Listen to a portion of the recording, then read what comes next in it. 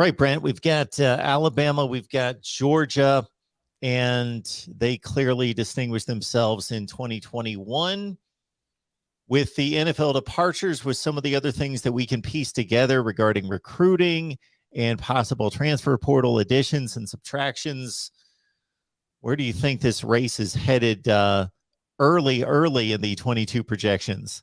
It's not changing, frankly. And we've already seen the consensus of a lot of magazines, blogs, polls that Alabama in 2022 for that regular season, they're already 1. Ohio State's 2, Georgia's 3, A&M's 4. So, I mean, I think Clemson's 6 or 5, somewhere in there. So, Mark, as much as things change, they really don't, do they? And the reason is because for Alabama and Georgia, we have, and many people have, being able to go back in the last 5 years, Alabama and Georgia are the only 2 teams in America that have consistently every year been in the top 6 in the recruiting rankings. And when you've done that, you're really not going anywhere, are you, Mark?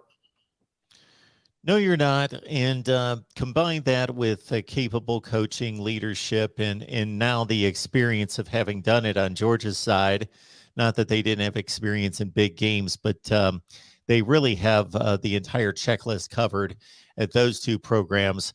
The Ohio State ranking in the top 3 is certainly justified to a certain extent, but they've got to prove something on defense before that they can hang with the other 2. So there's a lot of assumptions, I believe, made by a lot of people, including myself there, that they're just going to fix it and they'll be fine and they'll get it corrected. And that 2021 was a bit of an aberration, although when you still finish in the top 5 in the country, it's not the end of the world.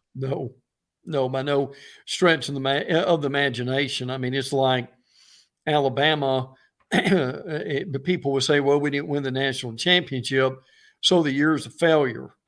You got to be kidding me. Look, anytime you can be in the national championship game and you can win your own conference, by no stretch of the imagination would that be a failure. So, and you also make the playoffs too. So, but again, Georgia had their parade over the weekend. That went well. They had a great crowd in attendance, just a generational defense in many ways that, geez, well, we may not see one like that again in a while.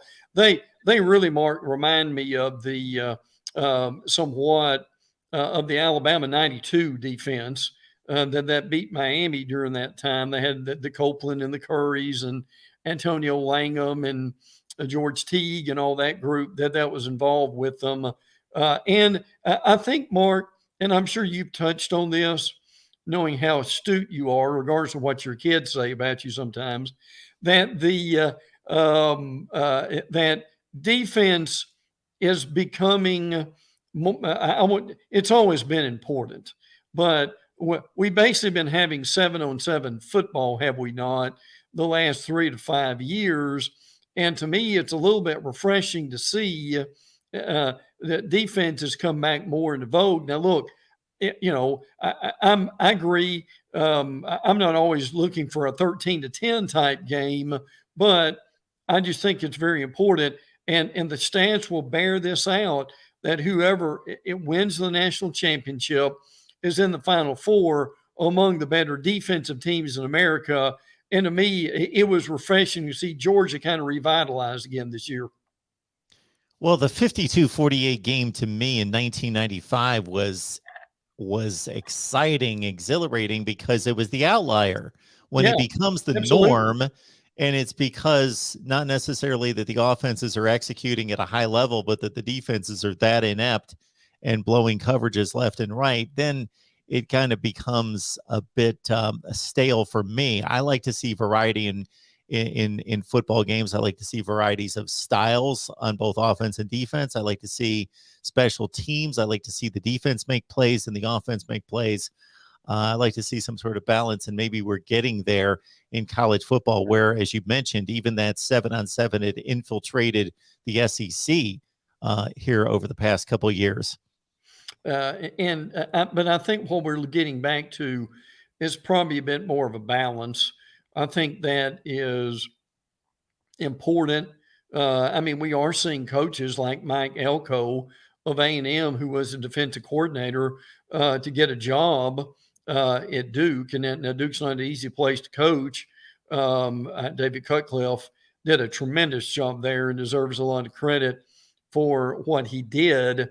But I will still say, Mark, that I was glad to be able to see that more defensive minded coaches, maybe when we gone through the hot offensive coordinator and the great offensive mind, and that's the only people who are going to get jobs.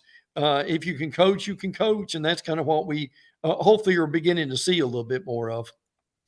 Yeah, two of the higher profile jobs in the country went to defensive minded guys, in Brent Venables at Oklahoma, and of course Absolutely. Dan Lanning moving on from Georgia up to Oregon.